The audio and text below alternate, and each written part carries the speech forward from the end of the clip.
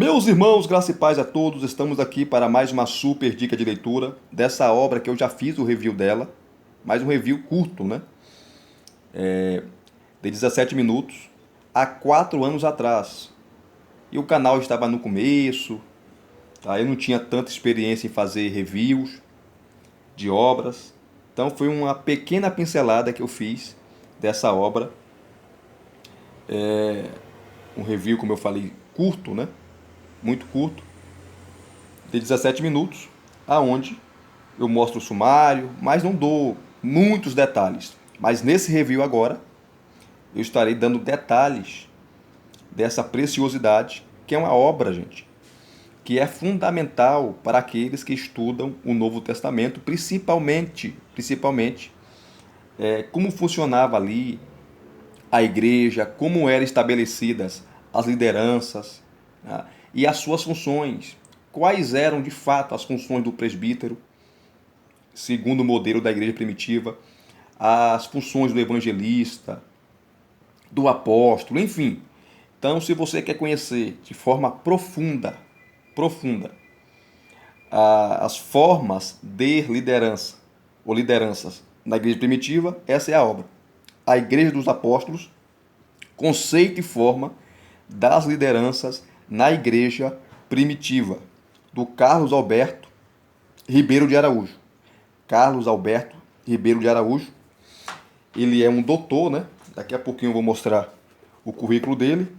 E aqui está a quantidade de páginas. É uma obra que possui aí, ó, 352 páginas, tá? E aqui está o currículo dele. Vou mostrar aqui para vocês rapidamente o currículo dele.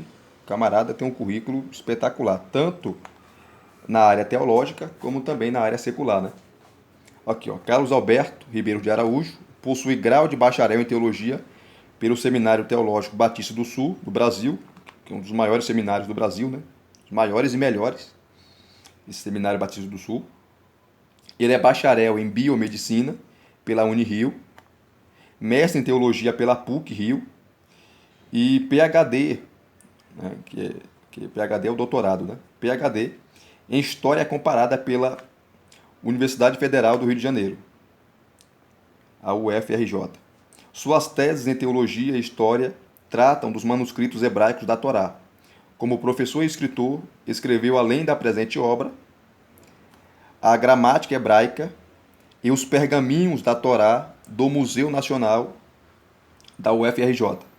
Produziu um número significante de artigos originais acerca de exegese bíblica do Antigo Testamento e do Novo Testamento. Inclusive, aqui nessa obra, ele vai usar tanto os termos hebraicos, né? Fazer exegese de palavras hebraicas, como também palavras gregas, até porque ele domina, né? Tanto o hebraico como o grego. Então veja que currículo extraordinário.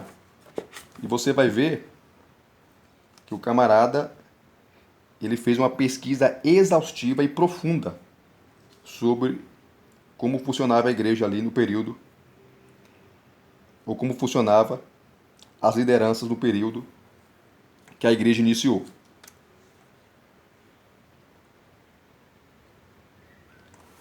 Vou mostrar aqui para vocês, ó. A temática desta obra, a temática desta obra trata do conceito e forma da eclesiologia neotestamentária a partir dos textos originais. Visa expor os resultados exegéticos quanto ao possível modelo e natureza dos ministérios de liderança eclesiástica, como aí o diaconato, o presbitério, o apostolado, né? Como funcionava, quais eram as funções do apóstolo, enfim, de todos as lideranças, os cargos ali eclesiásticos. Aqui ele continua. Como a temática pertence a uma área permeada por diversas controvérsias históricas entre as igrejas, sua relevância consiste na análise exegética quanto ao processo por meio do qual a Igreja dos Apóstolos foi organizada, incluindo as possíveis raízes desse movimento histórico, a forma como o Novo Testamento desenvolve o tema e o tipo de autoridade depositada sobre os diversos ministérios constituídos pelos apóstolos. Olha que interessante. Os apóstolos constituíam lideranças. Você vê isso nas cartas de Paulo e no livro de Atos. Paulo ia, fundava uma igreja e ele colocava ali lideranças, que eram os presbíteros, né? Para governar, pastorear, ensinar a igreja. Vamos correr aqui. Essa obra foi lançada em 2012, né? 2012. E quem não conhece essa obra está conhecendo agora. Show de bola. Aqui é o prefácio.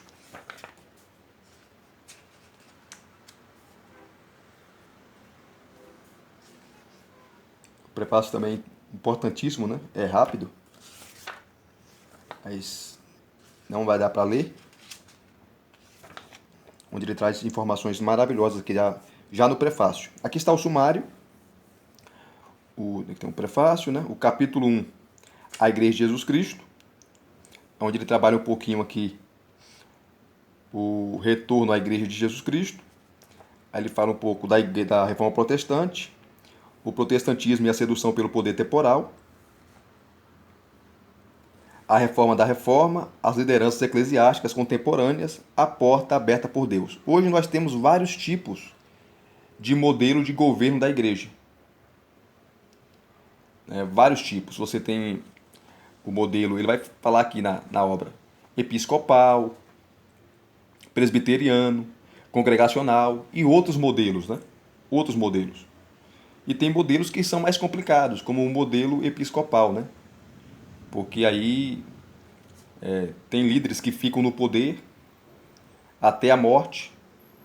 Aí entra o nepotismo, o camarada sai do poder. Entra o filho, entra o neto, entra o bisneto. Aí toda a família do camarada se perpetua no poder e ninguém muda isso, né? Infelizmente, isso é uma realidade no Brasil. Não só no Brasil, mas no mundo, né? No mundo. Lideranças que ficam no poder da igreja ali, denominação, por anos, e quando sai, quem assume é os familiares. É os familiares. Isso aconteceu com a Deus de Amor, que a família do Davi Miranda assumiu. Eu sou da Assembleia de Deus, sou nascido e criado na Assembleia de Deus. Isso acontece muito na minha igreja também, na minha denominação. E nepotismo, né? Pastores presidentes aí que não largam o poder, ficam até a morte. E é complicado isso, gente. Quem sabe depois eu posso fazer uma live falando sobre essas questões, né? Essas questões aí. Então tá aqui, ó. Esse é o primeiro capítulo, né?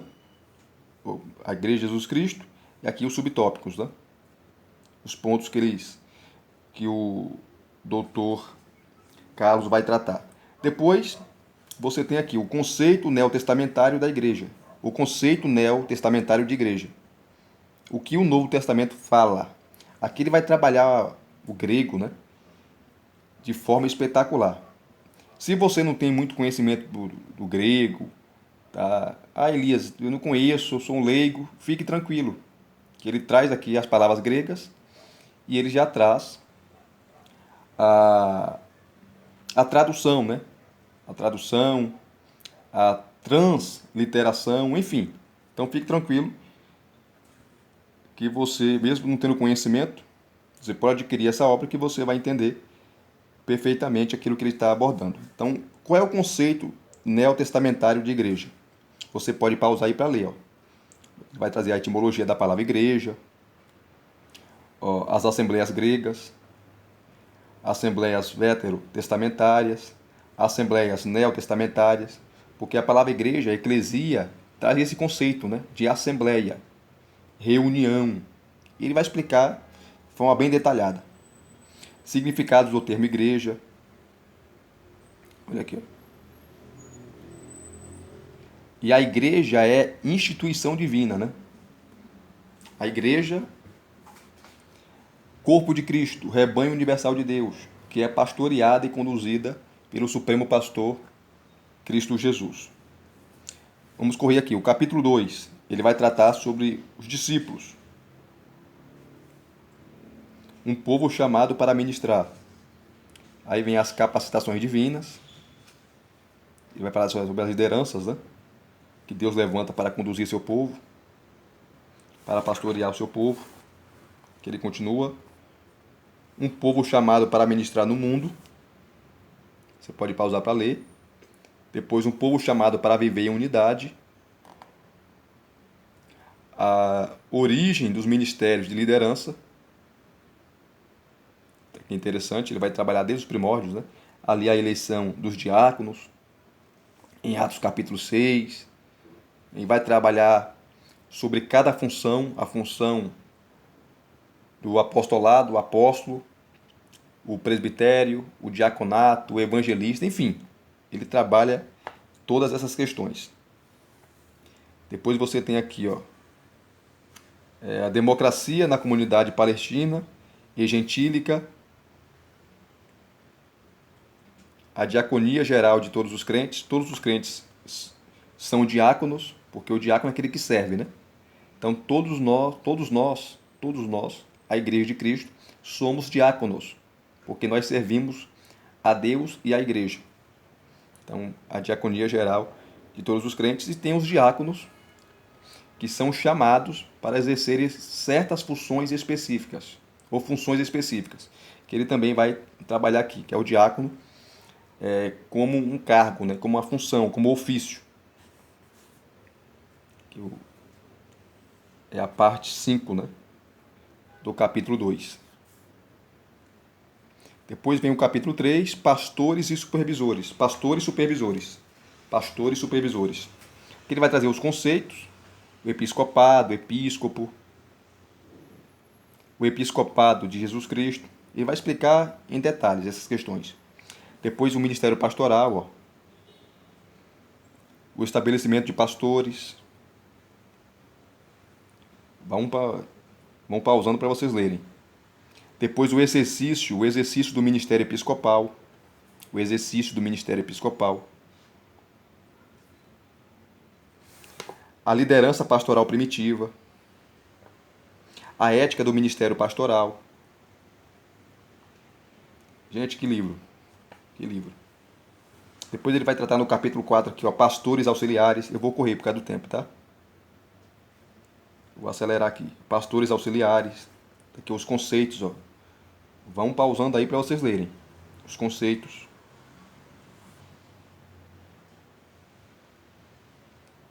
Depois aqui a autoridade do presbitério primitivo. Em muitas igrejas, o presbítero não tem essa força toda, né? Quem tem é mais o pastor. Porque o pastor é colocado acima do presbítero. Na visão bíblica é errado. O presbítero é o pastor. O presbítero é o líder. O presbítero é aquele que apacenta. É o homem da palavra. Mas cada denominação tem diferenças em relação a essas questões, né? Então tá aqui, a autoridade do presbitério primitivo. Cada igreja que era estabelecida, os apóstolos, né, constituíam presbíteros. Você vê isso no caso de Paulo, né? Nas igrejas que ele fundou. Então, a autoridade do presbitério primitivo, você pode pausar para ler aí.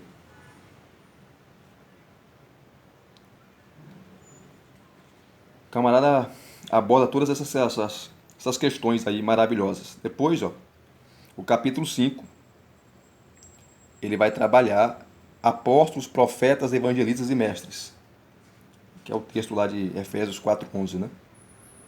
A diversificação das lideranças da igreja primitiva. Tá aqui, ó. O ministério itinerante. Os apóstolos eram itinerantes, né? Que eles viajavam de lugar, em cidade em cidade, em lugares, estabelecendo igrejas e lideranças. Tá? Ele fala do apostolado original, vai falar dos 12 Paulo, depois o apostolado extensivo, o ministério semifixo,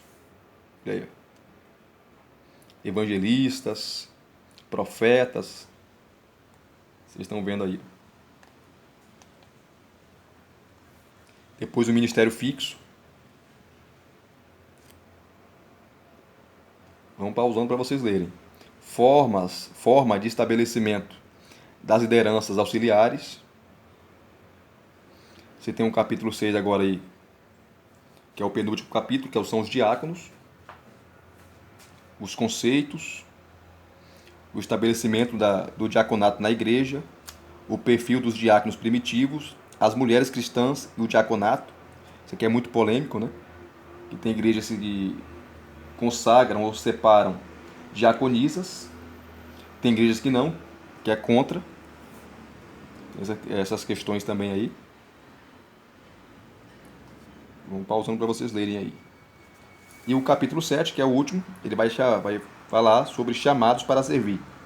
Os servos de Deus, Jesus como paradigma de servo, você tem as lideranças da igreja, que ele vai trabalhar aqui, mas todos os cristãos são chamados para servir. E o modelo de servo é Cristo Jesus, que não veio para ser servido, veio para servir. A liderança pastoral como paradigma de servo, servos chamados à obediência. E aqui você tem a conclusão, bibliografia e os anexos, né? Anexo 1, imposição de mãos. Anexo 2, a igreja primitiva e o Antigo Testamento. Anexo 3, a centralização religiosa. Show de bola. Show de bola. Vamos mostrar aqui para vocês algumas coisinhas. Deixa eu pegar aqui, ó, esses anexos, que são maravilhosos. Está na página 283.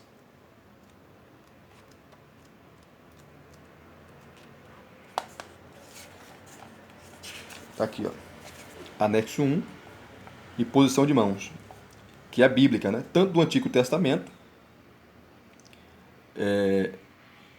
você vê que os reis eram ungidos, os sacerdotes também eram ungidos,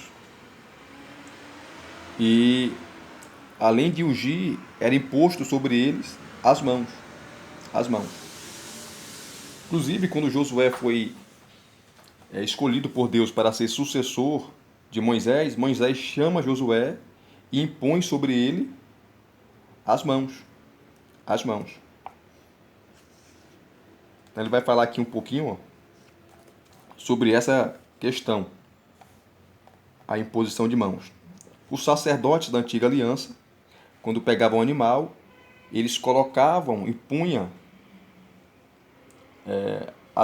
colocavam as mãos em cima da cabeça do animal, transferindo os pecados do povo para aquele animal, e depois o animal era morto, era imolado. Ele vai falar aqui, ó.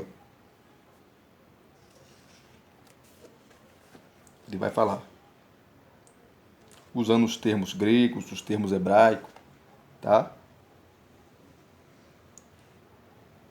Muito bom.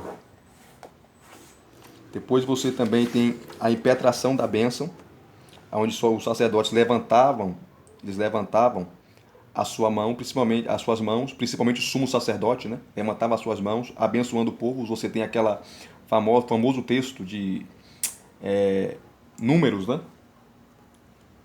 Está em Números, sobre a bênção sacerdotal. O Senhor te abençoe e te guarde. O Senhor faça resplandecer sobre ti e tenha misericórdia de ti. O Senhor sobre ti levante o teu rosto, te dê a paz. E os sacerdotes faziam isso, impondo as mãos, abençoando o povo.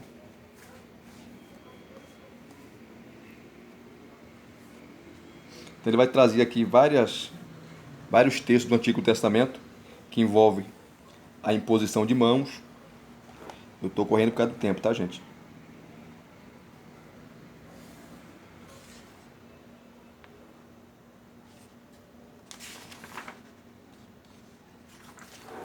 Várias questões aqui, ó. Depois ele vai trabalhar o Novo Testamento também. Ananias, quando foi lá, está em Atos 9, né? Naquela visão que o Senhor deu para ele, para ir orar por Saulo. Quando ele chega lá, ele coloca as mãos, ele põe as mãos sobre Saulo. e Saulo, né? Ou Paulo, é cheio do Espírito Santo. Então, todas essas questões ele vai falar. Os ministros que eram ordenados, né? Os presbíteros, os evangelistas, os diáconos, também, quando eram escolhidos, você tinha ali a imposição de mãos sobre eles também, que é um símbolo, né? De concordância e também de transferência, vamos se dizer assim, de autoridade.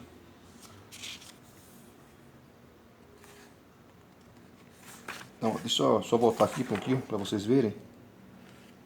Aqui tem os textos, tá? Aqui, ó. Levítico 16, 21. Ele colocou aqui, ó. LXX é o texto da Septuaginta, tá? A Septuaginta é a versão do Novo Testamento, do Antigo Testamento para o grego. É a tradução do Antigo Testamento para o grego. É chamado de Septuaginta. Tá aqui, ó. LXX. Você tem um texto grego e você tem aqui, ó, a tradução, tá? Esqueci de mostrar esses detalhes. Aqui você tem, ó, Gênesis 48, 14. É o texto grego, a Septuaginta e a tradução. Ó. Mateus 19, 15. Mateus 17, 10, 16. Lucas 24, 50. Ele vai trazendo aqui outros textos para você sobre essas questões, tá?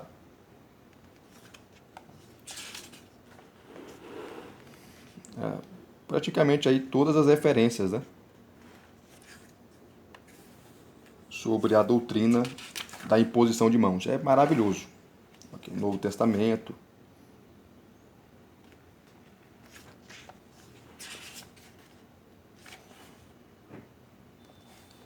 Ele vai te dar aqui, ó, todo o livro você vai ter várias tabelas.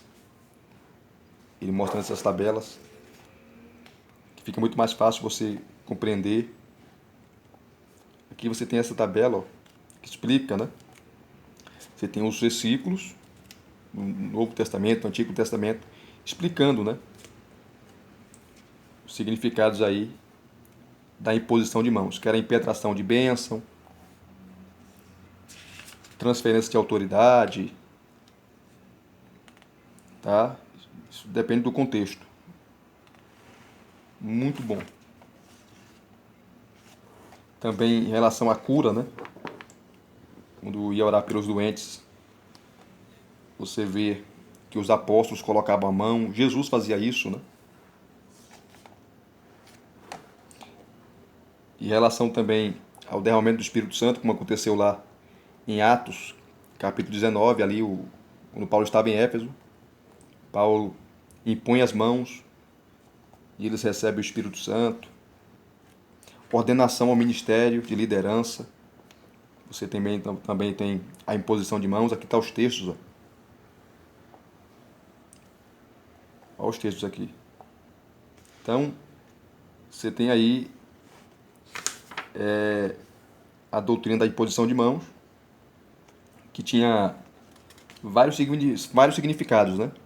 Ordenação ao ministério, derramamento de cura, o derramar ou receber da pessoa do Espírito, a impetração de bênçãos, tudo isso ele aborda aqui. Depois você tem o anexo 2, a igreja primitiva e o Antigo Testamento, tá?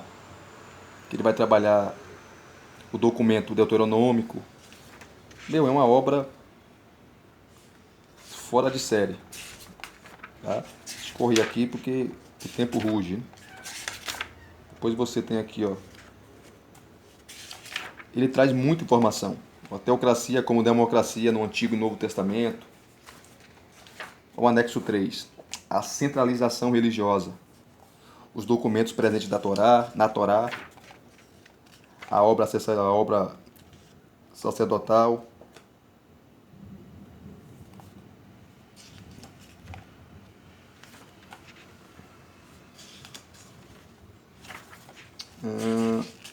razões para a redação, segundo a leitura sacerdotal. Aqui ele vai trabalhar a questão do Antigo Testamento, né?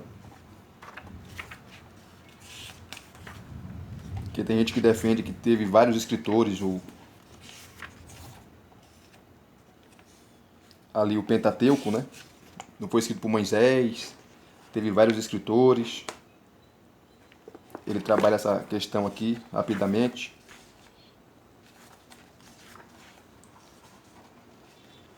Show de bola. Trabalha aqui também aqui, ó, um pouquinho citando os pais da igreja, documentos. Meu Deus do céu, é uma obra fora de série. Eu só mostrei aqui só os anexos, mas se você pegar aqui os capítulos, deixa eu correr. Todos os capítulos são maravilhosos, né? Todos. Deixa eu pegar aqui, ó. Pastores e Supervisores, que é o capítulo 3. Olha só. Pastores e Supervisores, o capítulo 3. Ele vai começar a trabalhar o episcopado, o termo grego, né? Episcopo, a etimologia da palavra. Ele começa usando aqui a palavra, o hebraico, né? Como ele é um erudito tanto no hebraico como no grego, ele traz essas questões e ele vai explicando. Vai explicando.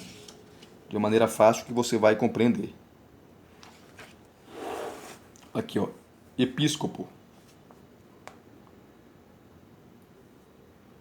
Quais são as funções do episcopo? E o que significa essa palavra, né? Você tem as interpretações, ó. Inspeção, observar. Então é o observador, é o líder, é aquele que inspeciona. Ele vai falar aqui, ó, dos termos, né? As interpretações do termo.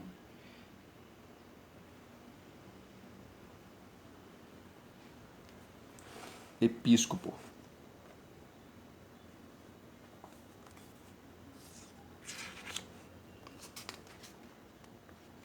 Então, é uma obra bem profunda, né? O camarada é profundo, profundo. Porque ele continua, né? Em todos os capítulos você vai ter essas tabelas que ele vai te dar, tá? Explicando de maneira detalhada. Então, qual é a função do episcopo, o ministério dele? Então, ele vai falando aí, tá? É aquele que inspeciona, é aquele que observa, é aquele que visita, é aquele que examina, é aquele que considera, aquele que reflete, é aquele que media.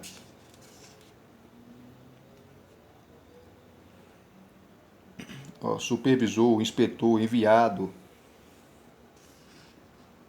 Que ele vai trabalhar a questão da cultura grega, né? Que era alguém que era enviado para governar ou sujeitar os estados. Oficiais municipais. Então ele traz aí o contexto histórico, a palavra, né? No contexto grego ali. E depois ele traz para o contexto bíblico, no Novo Testamento. Citando aqui, ó, Filipenses 1, versículo 1, que eles eram superintendentes eclesiásticos. É espetacular. O camarada é demais. Então ele faz uma análise detalhada da palavra, dos textos bíblicos. Depois ele vai falar aqui do episcopado de Jesus Cristo. Vai citar aqui, ó, 1 Pedro, capítulo 2, versículo 25. Você tem o texto grego e aqui ele sempre vai colocar para você, ó, a tradução, que Jesus, ele é pastor e bispo das nossas almas, né? Ele vai explicar essa questão aqui que Pedro cita. Depois ele vai falar o ministério pastoral, o termo pastor. E sempre você vai ter os quadros aqui, ó, explicativos. Ministério pastoral como um mestre da palavra ou da palavra. Todos os capítulos ele vai trabalhar essas questões, tá? os termos originais e vai explicar os versículos bíblicos. É uma obra que você precisa ter sobre biblioteca, sobre as lideranças aí da igreja primitiva, como funcionava.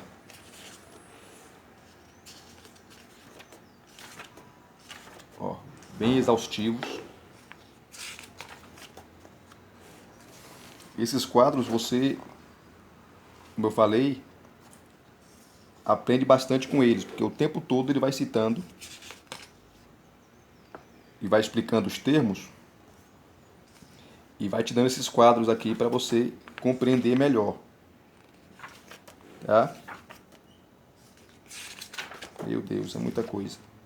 O exercício do ministério episcopal, tá? Pré-requisitos para o estabelecimento pastoral. Aí ele trabalha o famoso texto 1 Timóteo capítulo 3, né? Do versículo de 1 a 7, e por aí vai, gente. É muita coisa. É muita coisa.